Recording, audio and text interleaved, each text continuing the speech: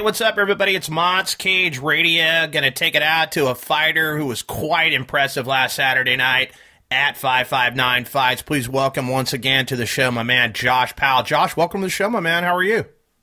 I'm doing good. Thanks for having me once again. Appreciate it. Oh man, I didn't realize what an explosive fighter you were.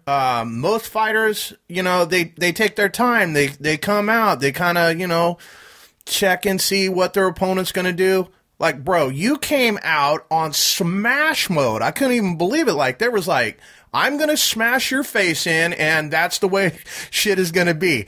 Basically, David Ferguson had zero. He just had to deal with your fury right out of the gates. You gave him zero room to do anything. He couldn't breathe. He couldn't do anything. You completely controlled that fight from start to finish. Take me through it, my man. How are you feeling that night? You look like you were just on beast mode. I felt good that night. I really didn't know how he was going to come out and fight. I kind of sat around for the first couple seconds to see what his game plan was. I guess he was going to try to chop me down, so I can lose some of my power.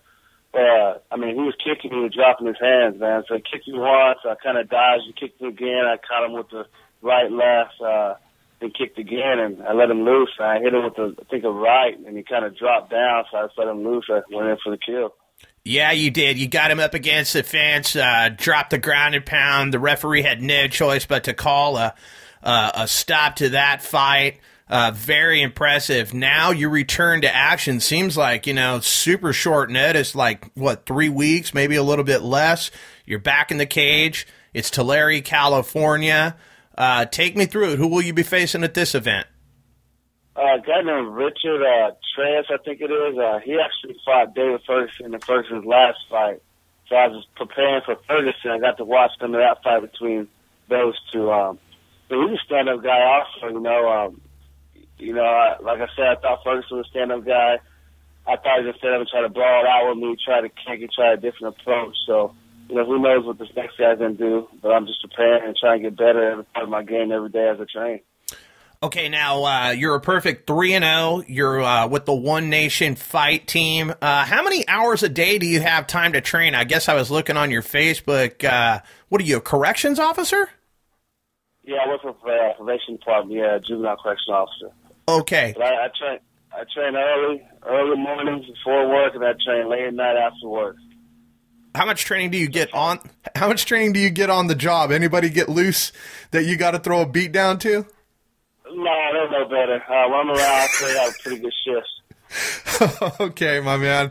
I would think that would be a pretty bad idea to want to stand and bang with you, my man. All right, so it's going down October 27th. Is this one of the preliminary fights, or are you actually in the tournament? I'm actually in the tournament. This is the Northern California Finals. Okay. So obviously you've got to see your opponent fight a little bit. He's like you said, he's a stand-up guy. Are you looking to finish this fight just as quickly as you finished the first one, or do you expect this one to go a little bit longer? It just depends how he posts it, what happens, what he gives me. The last fight, I've been planning to end it that quickly. I had a lot of friends and fans that are kind of disappointed in a quick finish, but it just is what it is. If I see an opening and I see I can take advantage of it, I'm going to go ahead and jump on it and take advantage of it. There's nothing there. The fight's going to last longer. Yeah, you definitely did have a lot of fans in attendance. Some of the females behind where I was sitting, I was scorekeeping at the time, were going absolutely ballistic, screaming. I think I still have a headache from that. But you definitely did bring quite a fan base. Your fans seem to be really into it. You're looking to go 4-0 on October 27th.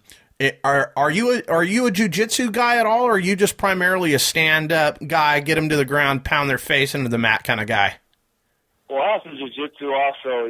That's a ground and pound. I'd rather stand up and fight, but I really haven't been brought to the ground and have my jiu-jitsu challenge yet, nor my ground game. So I definitely have it in my game plan. I have a lot of tricks in my toolbox, but really haven't been able to use all of my tools in there yet.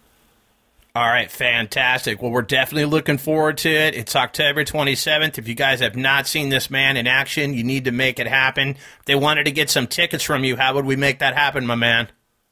You can Facebook me. If you know me, like I said, my friends and family, give me a text or call me, and I'll get those tickets to you.